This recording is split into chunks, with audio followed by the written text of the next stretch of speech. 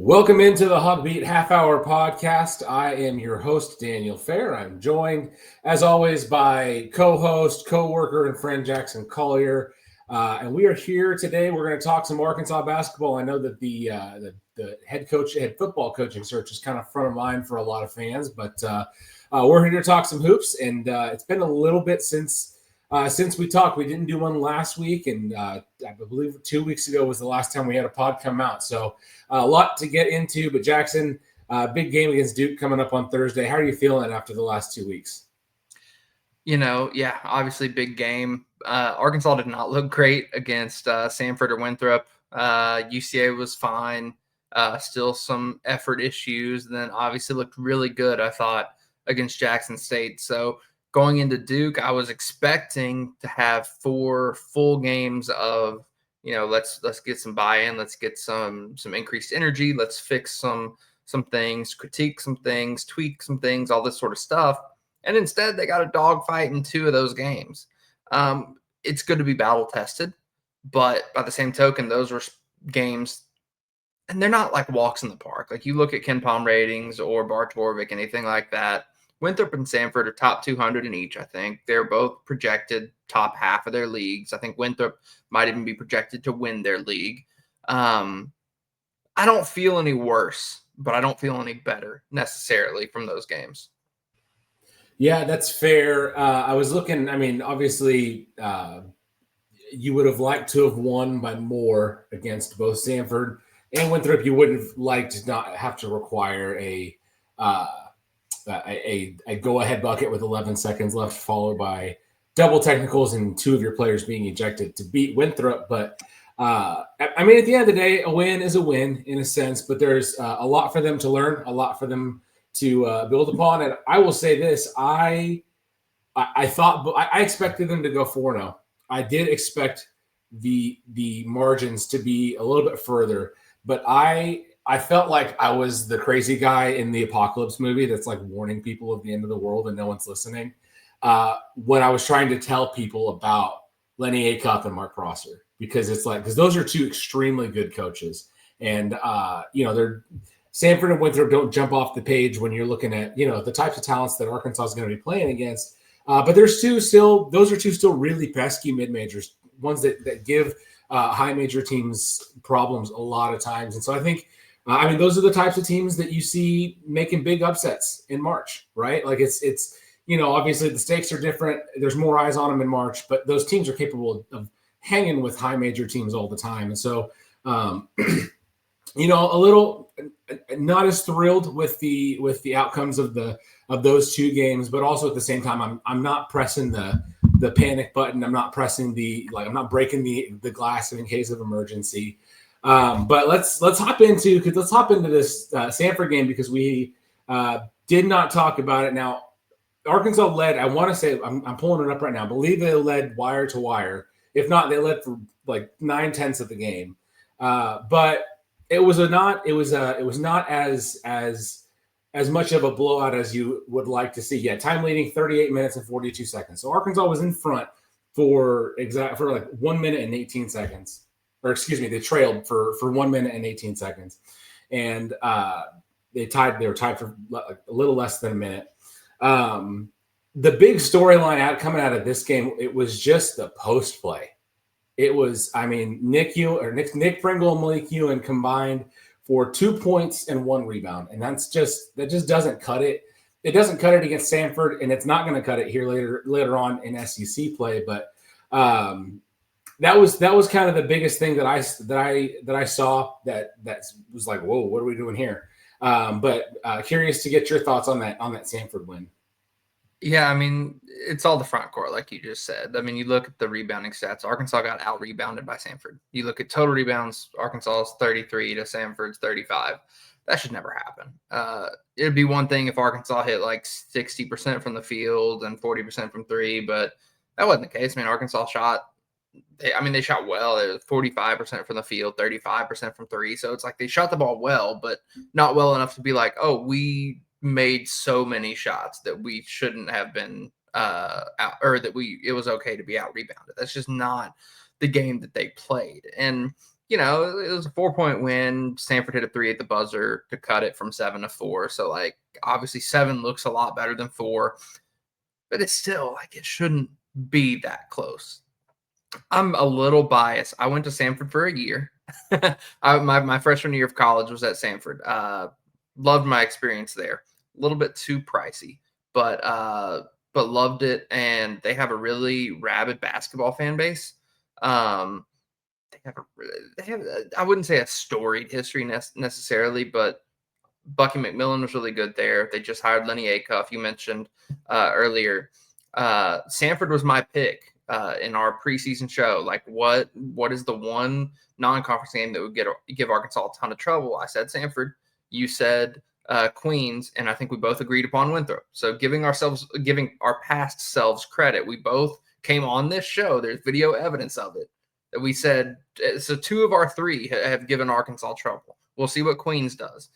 But I think the big issue is you just need consistent production at the forward spot, and you really need Carter Knox to be more assertive. Carter Knox had 4 points, only took 5 shots against Stanford. So you add his lack of production. It's the same thing. He was coming off injury against Michigan State, but he didn't produce against Michigan State either. I don't think he scored against Michigan State either. Carter Knox came back. He was a guy he put his name in the NBA draft. He was projected around like the mid-second to early second round. The hope was, he'll come back, he'll get better, he'll develop. He could be a mid to late first rounder after this season. We'll see. He could drop to the second round just based on performance, but also based on how loaded this freshman class is this year. But all that's to say, he is a talented player, and this team is kind of not necessarily built around him. I think it's built around the freshmen, but built around the idea that he and Wagner and Brazil came back. Those 3 in particular. I know Billy Richmond's back too, and Billy Richmond's been a producer this year as well. But you really expected a lot out of those other 3. And in a game where Carter Knox gets 4 points and you get little to nothing from the front court, it's honestly kind of miraculous you win it all. You can't have games like that. You just can't. So Arkansas needs to find some way to get consistent production from the front court, from Ewan and from Pringle, but also to get consistent production from Knox, who he kind of doubles as a front court because he is so versatile and he has good size, he has good physicality. So he can play that small ball 4. He can play the bigger 3 spot. He can play down to the 2. So he can play all 3 of those positions. So he kind of doubles as a front court piece in some sense. But you got to have production from those spots. That was my biggest takeaway from Stanford. You can't have games where you just don't get anything from those spots. Yeah, absolutely. You hit the nail on the head there. Nick Pringle went scoreless and had the 1 rebound. Malik Ewan had 2 points and 0 rebounds. And like you said, it's unacceptable. It's unacceptable against any opponent. It doesn't matter what opponent it is. It's not going to cut it, right? And the schedule is only going to get harder from here on out. And so then going into that game against Winthrop, I thought that Nick Pringle really bounced back on top of hitting what ended up being the game-winning layup, which, and I believe I posted this on social media, but what happened after that play with, the headlock taken to the ground and then Nick Pringle picking him up like he was going to commit first-degree murder, like all of that, it overshadowed how incredibly good the footwork was. I thought that was such a beautiful play. And it was like, no one's even talking about that because we're talking about what happened afterwards. But he finished that game against Winthrop with 13 points, 7 boards, 2 blocked shots. He had 3 fouls, one of those being a technical from when he just picked the guy up by his jersey off the ground. But I thought it was a really big bounce back for Nick, coming out of that Stanford game where he basically got punked for the entire time that he was in there. And so I thought it was a really good bounce back game for him. Carter Knox, kind of the same thing. He didn't have a ton against Winthrop. We just had 9 and 3 boards, but I thought he looked better than he did against Stanford. It felt like, and I don't want to dog on the crowd or anything like that. It felt very dead in that arena. And I do wonder how much of the lack of crowd support plays into those kinds of slow starts and just those sluggish spurts and stuff like that. Because on one hand, it's like you guys are Division I college basketball players. You guys are getting paid millions. However much the roster costs. Like you should be able to get up for every game, right? Like you shouldn't have to require a crowd like that. But it's also there's a side of it that like there was no energy in that game against Samford. There was very little energy in that game against Winthrop up until the final like 5 or 6 minutes of the game. And it's interesting to note that like at least it's just from my perception, but like once the crowd started to get like more into it, the team just suddenly started playing better. And so, certainly not going to be the person that blames the fans for the team playing bad. That's not what I'm going to do. But I will say that I do wonder how much of a factor or correlation there is between crowd energy levels and how a team plays. Before we get any further, I do want to mention that this podcast is sponsored by BetSaracen and as well as Roback. There's only one way to describe Roback: best fit, best feel. For those who aren't familiar with Roback, they're completely changing the game with their incredibly comfortable activewear. Roback has released so many items within their licensed game day collection, from everyday shorts to their Delta Performance pants, and those are the perfect pairing as well. Use the code HAW20 at checkout on HawgBeat.com for a generous 20% off for all new customers. That's spelled RHOBACK.com. That is 20% off all performance polos, shorts, and more with code HAW20. Now that we've got that out of the way, I didn't want to forget about that because I'm pretty sure I forgot last time. In that Winthrop game, just kind of recapping here, I'm looking at the box score, but the first thing I can tell you is that Malik Thomas is a certified bucket finish. And now he took a ton of shots. He was 10 for 20 from the field, 3 for 8 from 3. But he kind of had to. I felt like they were relying on him to just go out there and get buckets. He just it felt like he willed them to victory. And it wasn't just the scoring. He was active defensively. I thought in a game where Arkansas's ball screen defense was so bad, I thought that he was like one of the bright spots on the defense, on the defensive side of the ball. He did have, let's see here, he had 2 steals in 34 minutes. One of those steals came in the final couple of minutes of there. Now Arkansas trailed by 5 with less than 2 minutes to go, and then they scored 6 unanswered. The final bucket, we talked about that Nick Pringle spinning layup, started because Malik Thomas kind of wrapped around. I believe it was Duncombe that he stripped. I don't remember off the top of my head. Just swatted it out of his hands. And I noticed it, and one of the other media members had mentioned it as well. Game 6 of the NBA Finals, Michael Jordan versus the Utah Jazz. I didn't even put it in their story. It's so crazy. They look so similar. Like those 2 steals look very similar. I just had to throw that part out there. But led directly to that transition bucket. And it was one of those things that was like, hey, even when he's not scoring the ball, I feel like Malik Thomas is just one of those dudes that like will make things happen. He's kind of that spark plug. Reminds me of him and Billy Richardson. Remind me a lot of each other in that fashion. Yeah, Malik he's playing on a completely different level right now. He's what Arkansas needs. I know a lot of fans get frustrated with the volume of shots he takes, and sometimes even the types of shots that he takes. Sometimes he'll pull up super early. Cal will even get frustrated with the shots he takes. He'll pull up 5-10 seconds into the shot clock, 1, maybe 0 passes into a possession, all that sort of stuff. And, it's a balancing act because he's the type of player who he has no short-term memory. So if he misses 5 in a row, he won't know it. He doesn't care. But also he's the guy who he thrives off of, he wants to take the shot. He wants to make the shot. Like he wants to be in those high pressure situations. If there's a shot that needs to be made, he wants to be the one to take it. And I admire him for that. I think it takes a lot of balls to be that guy on a college basketball floor, especially in a game where you're a ranked team on your home floor against a pretty weak opponent at risk of losing. And, he, like you said, he took 20 shots. He made 50% of them. He shot almost 38% from three. He was willing them to a victory. And he does that. I'm not going to say he wills them to every victory because they've had some blowout wins and they've had some performances where I think Darius Acuff stepped up or Trevin Brazil stepped up. But he's just Thomas is just the guy who I think moving forward, he's already like kind of carved out his role and his identity as if we need a bucket, I'm going to get it. That's great for a team to have. You have to have somebody is your go-to bucket getter. And I think Arkansas really kind of has two or three of them.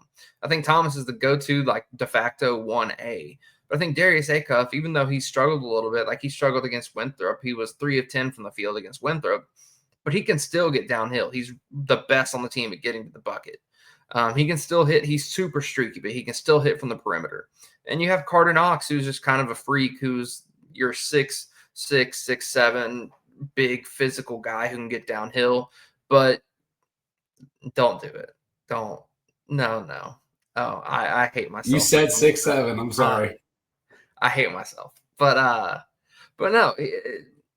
If Carter ever gets better handling the ball in transition or driving downhill, he'll be unstoppable because it seems like anytime he gets downhill or he gets on a fast break, the only thing that stops him is himself when he tries to cross somebody over and he doesn't know what he wants to do, and then he falls down, loses the ball out of bounds. Bunch of roundabout ways of saying yes. Malik Thomas, insane, complete bucket. Arkansas needs him moving forward. Really going to need him against Duke here this week. Yeah, absolutely. You want your best players with you at all times. Another thing that stuck out to me about that Winthrop game was the 3-point defense. It was atrocious. It was bad. It was every negative adjective that you can think of. That was the 3-point defense against Winthrop. They finished 15 of 31, which is 48.4%. Kareem Rozier finished 7 of 10 from three. He was 8 of 11 from the field overall. So almost all but one of his attempts came from deep. And some of them were well defended. Most of them were wide open. We've talked about it ad nauseum. You can live with the well defended makes as long as you're not giving them the wide open ones. And that was exactly what they were doing. So they'll face, I wouldn't say they'll face a tougher challenge as far as 3-point defense goes against Duke on Thursday. Trevin Brazil mentioned that was one of the big things that they were trying to clean up was 3-point defense. And I believe the term he used was close them out to their shoelaces, which I think is just apt, on point.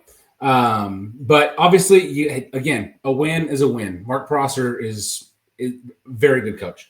We'll move on from that. It is much easier to move on from that because it was a win. Because if that was a 1-point loss, we're still thinking about it in the back of our heads, right? Because they went in, faced Jackson State a few days later and just blew the doors off of them. But if Winthrop had won that game and Arkansas loses the bye game to Winthrop, we would still be talking about that game headed into this matchup against Duke. But they did have one more. They played Jackson State 115-61. If you were on HawgBeat's game thread, I predicted 115-65 was my score prediction. So I was just 4 points off. I think that was the closest I've ever been on that. But you were still wrong, is what you're saying. I was still wrong, but I was less wrong than you, and I was less wrong than everybody else. You can't be less wrong than me. I didn't give a score prediction. That means that by de facto, I was less wrong than you. Anyways, we're getting into the weeds. Jackson State 115-61. This game was never really close. Arkansas just kind of they ended the first half on a 22-3 run. Also a 16-0 run kind of in there as well. And then outscored them 68-42 in the second half. The walk-ons came in. Amir Brown scored his first collegiate point. Everyone went nuts for him. But the main storyline there was Malik Ewan finally broke out. Finished the game with 21 points. That's a team high. 8 of 9 shooting. He hit his first collegiate or Division I collegiate three. And then he added in, where did they go? I just had the stats up. Added in another 3 rebounds. And he only played 14 minutes, which is crazy because I feel like he was on the court for forever. But 14 minutes to get 21 points on 8 of 9 shooting. There were so many slam dunks in this game. I like the dunks, 15 to 17. The Hogs were. Trevin Brazil tried for one that he jumped from like the free throw line, and he almost got it. It was close, but it was just dunk city. I mean, I don't believe Jackson State, unless they've won a game since this one. They have not won a single game this year. Auburn blew them out a few days prior in pretty similar fashion. I don't feel like I can glean anything from this game, right? Because it's like you were so head and shoulders better than this team that it's like the expectation was to win 115 to 61. So yeah, there was never a competition, and Arkansas did what they were supposed to do. You don't take anything from it except, it's like, oh, it's good to see that they did what they were supposed to do, and then you move on. Exactly. Like there was no cause for concern. I had my post-game story like mostly written with like 2 minutes left in the game, because you're sitting there reporting on the game and you're like, well, I'm just going to kind of get a head start on all this stuff. Like it was wire to wire. They actually only led for 35 minutes. There was a stretch where Jackson State jumped out to like a 7-2 lead, and like very, very, very beginning of the game. And then Arkansas just blew right by them. But all that to say, like they're 4-0 on this 4-game homestand, and they head in to a Duke matchup at the United Center in Chicago, where I feel like it's, as Kamani Johnson would say, like it's nut dropping time. Like the fun part of the schedule is over. It's time to put, to lock in and time to actually get this thing going. What have you seen out of Duke this season so far? And we've got some stuff coming preview wise on it, but just give me just a brief synopsis of the Duke Blue Devils. Yeah, 100% agree with what you said. It is nut up or shut up time, and Duke's a really, really good team. They've played 2 high major matchups so far. At the time of recording, they played against Kansas. They played against Texas. And I think their biggest strength is they obviously have a lot of weapons offensively, but they move the ball so well. They really, like, when you talk about ball reversals, you talk about ball movement, you talk about moving without the ball, all that sort of stuff. This Duke team excels in all of those areas. The ball just pops from like player to player. It's really fun to watch, but it's really difficult to defend. It's really kind of agonizing to defend. Over on our message board at the Trough on HawgBeat, I gave a full breakdown on how Texas and Kansas defended Cam Boozer and how I thought Arkansas should defend Cam Boozer because he is an incredible talent. I think he's super versatile at that 5 spot or that 4 spot. He kind of plays the 4 and the 5 spot, but they also have their big 6'11", 250-pound guy as well. I don't know how to pronounce his name, Nabonga. Something along those lines, I think.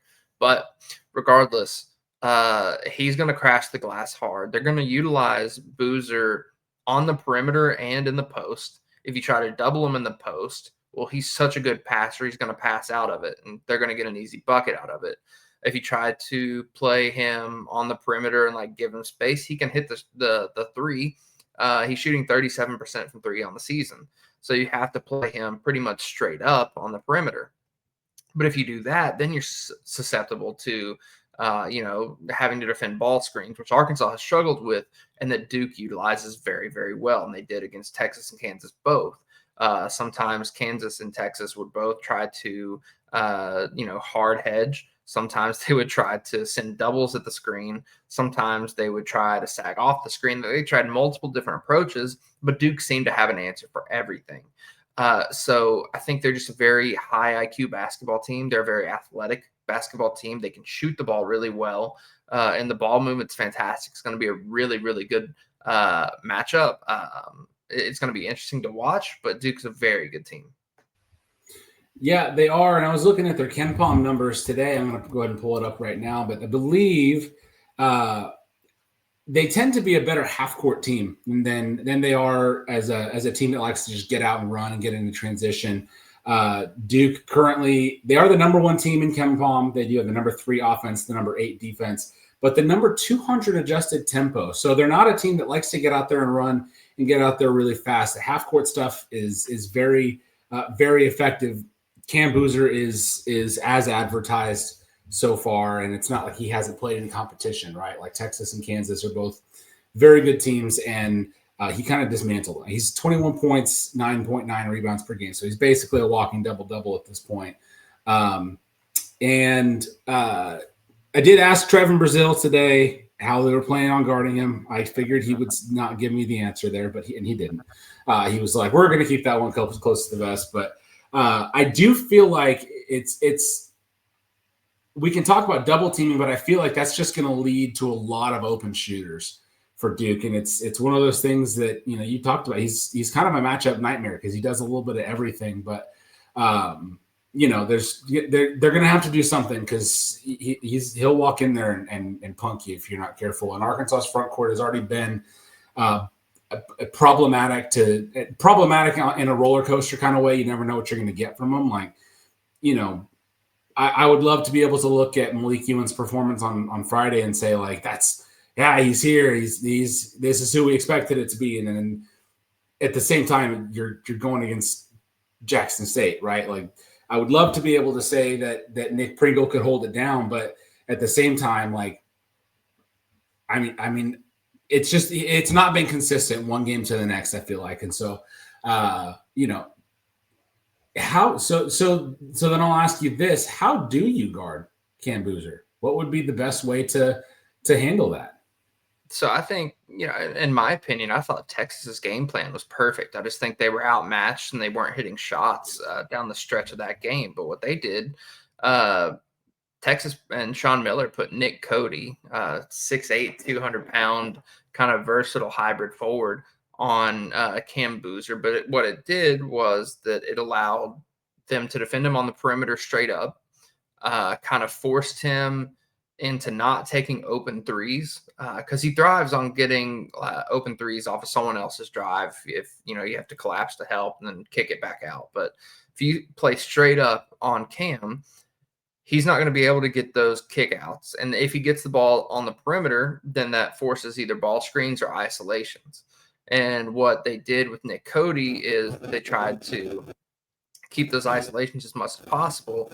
And they would send the double very, very, very late. Like when Cam was spinning back to the paint, like if he started his drive to the paint and he goes with his right hand because he's right-handed, and then he'll spin back to the paint. Well, that's when they send the double. They send a guard from the opposite corner to come try to pick his pocket. I thought that was great.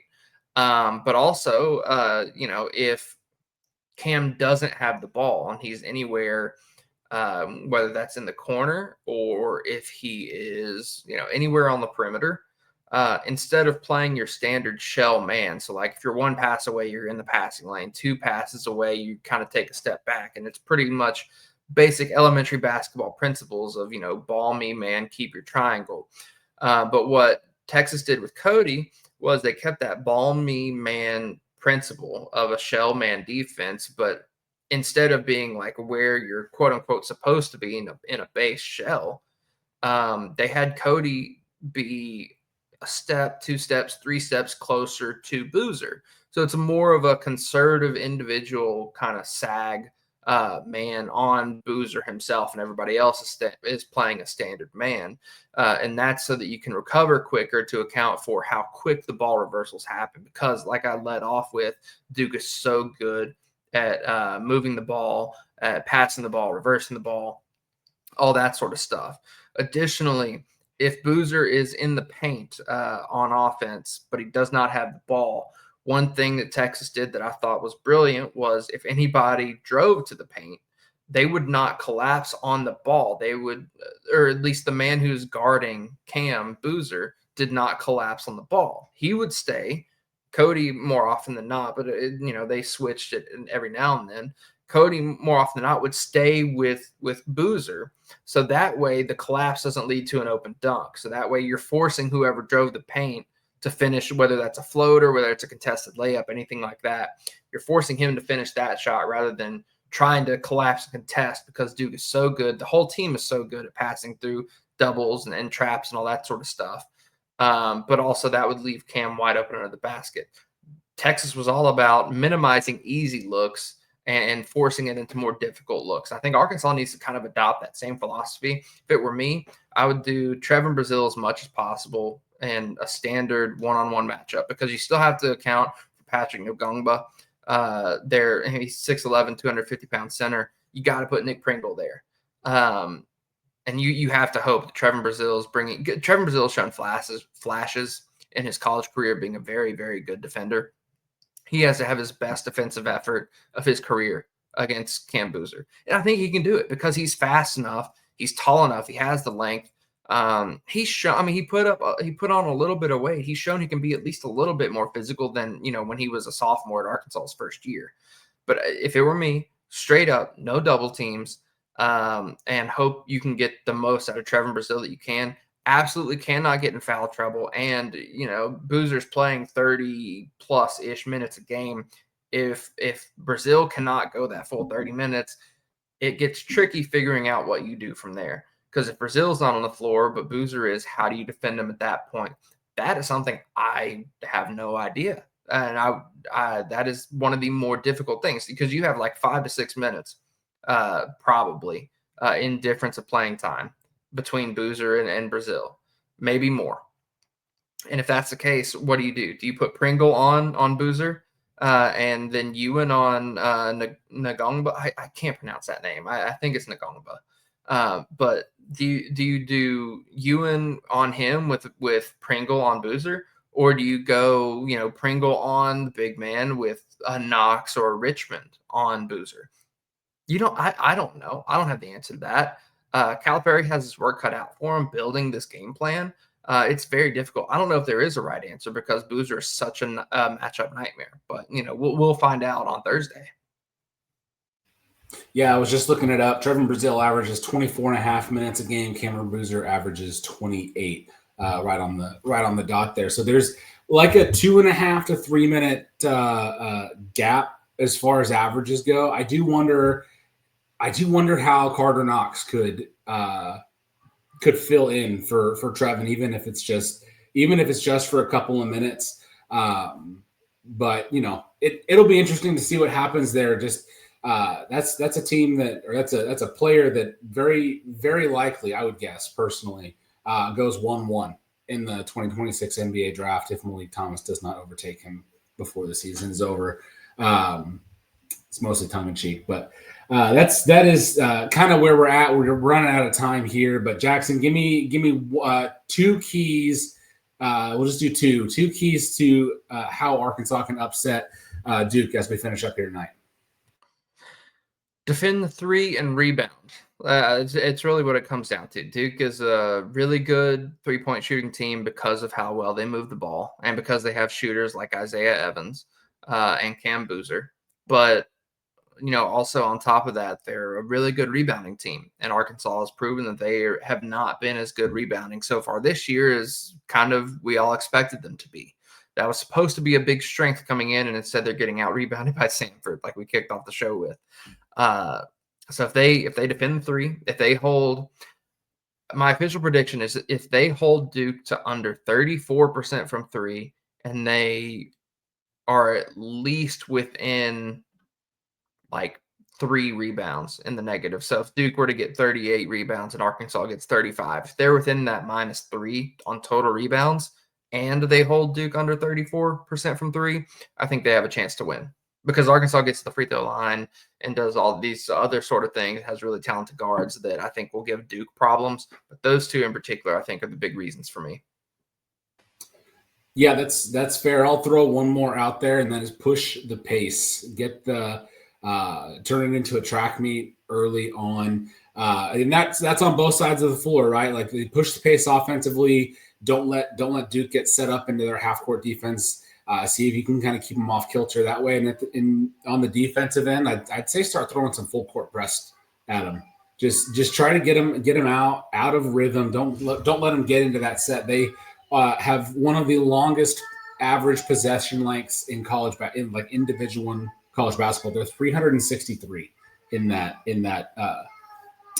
category at 19.3 seconds per possession. So that's one they do not like to get outrun. So I would say that would be another key would just be to speed them up, try to force some turnovers. They only average 10 per game, but that would be the last key that I have.